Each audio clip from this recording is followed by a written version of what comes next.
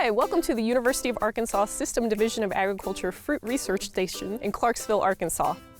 My name is Amanda McWhort. I'm a fruit and vegetable extension specialist with the University of Arkansas, and today we're going to talk about pruning primocane fruiting blackberries.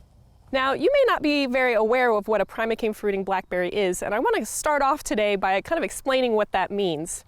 So traditionally, blackberries have always been floricane fruiting, meaning that they flower and fruit on a 2-year-old cane. But we actually now have primocane fruiting blackberries, and so they will actually flower and fruit on a first-year cane, and then you can carry that cane over into the second year and get a second crop on the floricane. So to kind of understand what that means, I want to point at this blackberry planting here and show you what a primocane is versus a floricane, because that's going to be really key to understanding what you need to do when you're pruning. So a floricane is going to be a cane that is in its second year. And here in winter, those floricanes are usually going to be a different color than the primocane. So here, all of these canes that are kind of white and silvery, these are all floricanes that actually started their life cycle 2 years ago and now have produced fruit and are ready to be removed from the planting. By contrast, you see these canes here that have this really dark reddish color. So these are last year's primocanes. So they started growing out of the crown of the plant at the base, probably sometime last April. And then they grew up to the top of the wires. We came in and did some summer tipping, and those plants actually produced some flowers and fruit here that you can see the remnants of late last summer. These primocanes now, from last year, as we carry them forward into this year, are going to start to be considered our new floricanes. And then this coming spring, we'll have new primocanes that will emerge out of the base of the plant. So kind of understanding that floricane versus primocane is going to be really critical. The next thing that you need to consider when you're thinking about doing pruning of a primocane fruiting blackberry variety is if you want to double crop the plants or if you're going to only single crop them. This is kind of a unique opportunity with primocane fruiting blackberries because traditional floricane fruiting blackberries, we are only going to get one crop on that second year cane, always in late spring or early summer. But with these primocane fruiting types, we can actually still get that late spring, early summer crop on these guys, these what are now becoming our floricanes. But we can also get a secondary crop on the new primocanes that are going to emerge later this spring. It's something to consider for us here in the Southeast. You know, those primocane fruiting types, they're going to flower and fruit in the middle of July. That means those flowers are going to be exposed to really high temperatures. And usually that means that we get slightly lower yields on the primocane crop.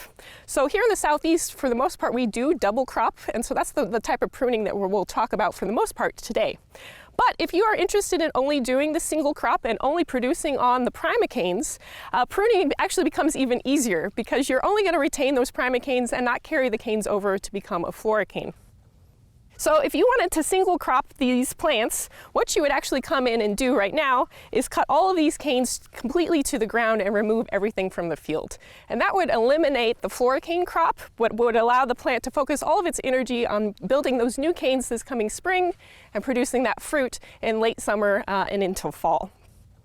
But as I said, double cropping is the more common means of producing primocane fruiting blackberries in the Southeast, and so that's what the type of pruning we're going to focus on today. And I do want to briefly mention that you're going to need some different tools to do your primocane fruiting pruning, and this is going to be true of primocane fruiting or floricane fruiting pruning. You're going to want some hand pruners, and these are going to work really well to do some of your smaller cuts that we'll make up here in the upper canopy. And then you're also going to want some loppers, like you see here. Loppers work really well for removing some of these canes that we're going to cut out at the base of the plant. In both cases, you're going to want to try and select pruners that are bypass types so that the blade is bypassing the other component of the pruner. You'll get a lot better cuts with those. And then outside of that, the other thing that you'll want to make sure that you choose when you choose pruners is making sure that they're sharp. So just maintaining your equipment is going to go a long way to making the pruning a lot easier. All All right, so now we're going to move into actually making some cuts here. One thing I do want to point out is that we are in mid to late February right now, and this is a great time to do winter pruning in the Mid-South. I will say we've had a pretty warm winter the last couple of weeks, and so we are starting to get some bud movement. And so that's the thing to kind of keep in mind is that you want to do this winter pruning before the plants start to wake back up and you start to see emergence out of those buds. But right now we've cut it at a good time and we can start making our cuts. So just a reminder, we have two different cane types in here right now, and it's really easily to distinguish them because of the differences in color. So these really like tan, sort of white colored canes, those are the flora canes from last year that we now need to remove. And then we have these canes that are a really nice dark kind of reddish maroon color. And those are last year's primocanes that we're now carrying into this year as flora canes.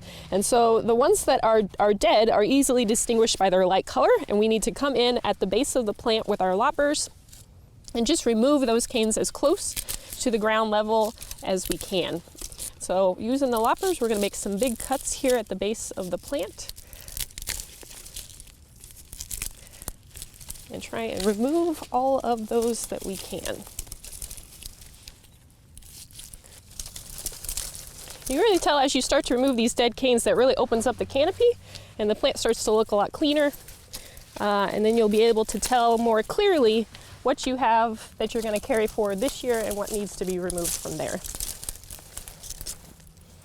All right, so we've removed all of the dead flora canes from last year, and the next thing that we are going to focus on now is thinking about up in the upper canopy what needs to be removed. So we're going to switch from the loppers to the hand pruners.